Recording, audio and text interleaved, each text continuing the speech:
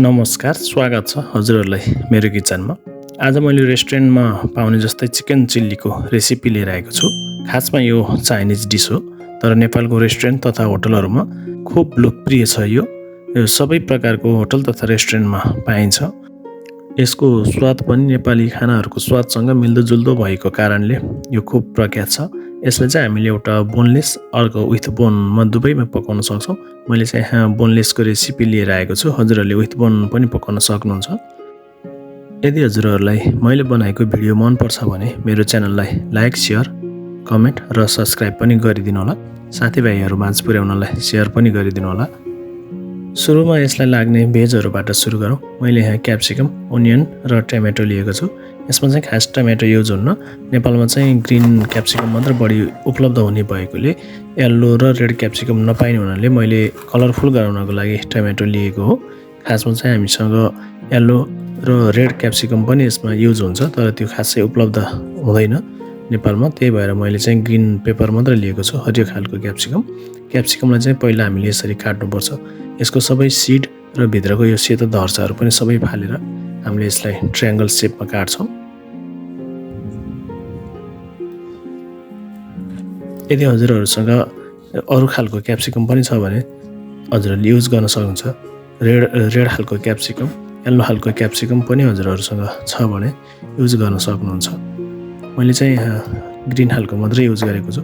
क्याप्सिकमलाई मैले काटे जसरी हजुरहरूले पनि काट्नु होला। यसरी हामीले यसलाई ट्रायङ्गल सेपमा काट्छौँ। क्याप्सिकम मैले सबै काटेर तयारी गरेको छु। अब मैले ओनियनलाई पनि यस्तै सेपमा काट्नेछु। प्याजलाई चाहिँ हामीले यसरी काटिसकेपछि पत्र पत्र निकाल्नु पर्दछ। यसको यसरी पत्र पत्र निकाल्दाले सबै प्याज छुट्टिन्छ एक आपसमा र खानालाई काँचो पनि हुँदैन। यसरी प्याज काटिसकेपछि प्याजको जुन त्यो जोड्ने भाग हुन्छ यो गान्टो, यसलाई चाहिँ हामीले काटेर यसरी छुट्याउनु पर्दछ। हजुरहरूले पनि एक एक गरेर सबै प्याजलाई छुट्याउनु होला। मैले प्याज पनि काटिसकेको छु। टमाटर चाहिँ हामीले स्किन मात्रै युज गर्नु पर्दछ। यसको भित्रको सिड चाहिँ मैले सबै निकालिदिनेछु। भिडियोमा मैले देखाए जसरी हजुरहरूले टमाटरको सिड लेस गर्न सक्नुहुन्छ र सबैलाई सिड लेस गरिसकेपछि हामीले यसरी ट्रायङ्गल सेपमा काट्छौँ। मैले टमाटर पनि सबै काटिसकेको छु। अब यसलाई उठाएर मैले एउटा प्लेटमा राख्नेछु। हजुरहरूले चाहिँ कति क्वान्टिटीमा बनाउन चाहनु भएको छ, क्वान्टिटी हजुरहरूले त्यही अनुसार गराउनु होला। अब हामीलाई लसुन पनि चाहिन्छ। मैले यहाँ 5-6 पिस लसुन छिलेर लिएको छु। लसुनलाई पनि हामीले चप गर्नुपर्दछ। सुरुमा मैले यसरी थिचेर यसलाई रफ चप गरेको छु। साह्रै मसिनो बनाएर चप नगरे पनि हुन्छ।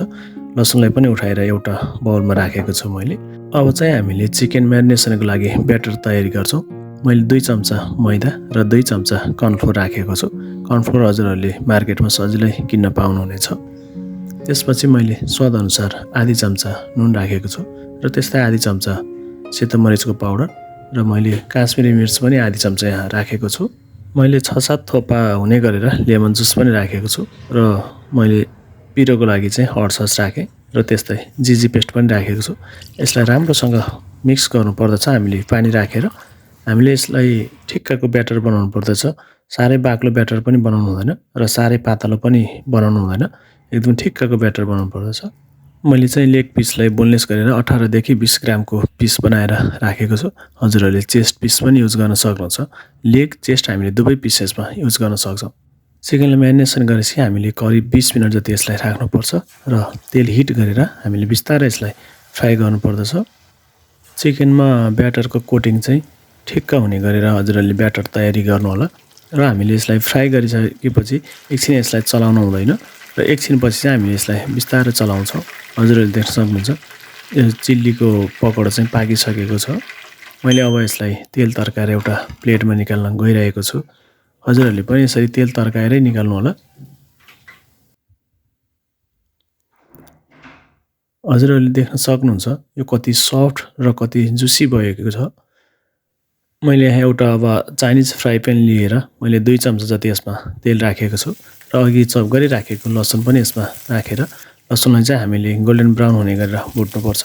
त्यसपछि हामीले सुरुमा प्याज र क्याप्सिकम राखेर यसलाई हामीले लगभग 1 मिनट जति स्टिर फ्राई गर्छौँ।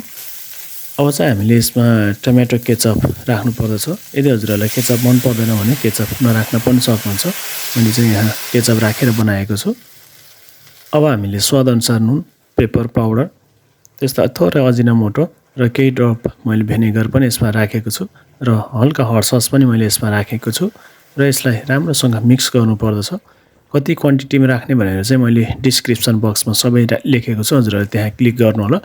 र अघि फ्राई गरिराखेको हामीले चिकन यसमा राख्छौँ र काटिराखेको टमाटर पनि यसमा राखेर हामीले यसमा धनिया अथवा स्प्रिङ ओनियन प्याजको पत्ता राख्छौँ र लास्टमा चाहिँ रोस्टेड सेसमी ओइल मार्केटमा किन्न पाइन्छ, यो ओइल हामीले यसमा राख्छौँ।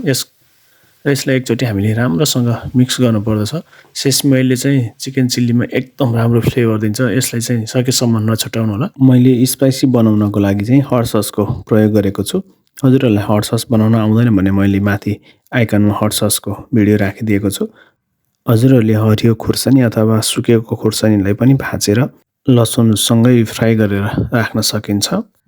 हजुरहरूलाई मनपर्ने चिल्ली चिकन बनेर तयारी भएको छ। यसरी नै बनाएर एकचोटि अवश्य ट्राई गर्नु होला है त। आजको भिडियो हजुरहरूलाई कस्तो लाग्यो? लाइक, कमेन्ट र सब्सक्राइब गर्न नभुल्नु होला। आगामी दिनहरूमा पनि नयाँ नयाँ भिडियो लिएर हजुरहरूसँग उपस्थित हुनेछु। त्यतिन्जेलसम्मको लागि हजुरहरूसँग बिदा चाहन्छु। हजुरहरूको दिन शुभ रहोस्। धन्यवाद।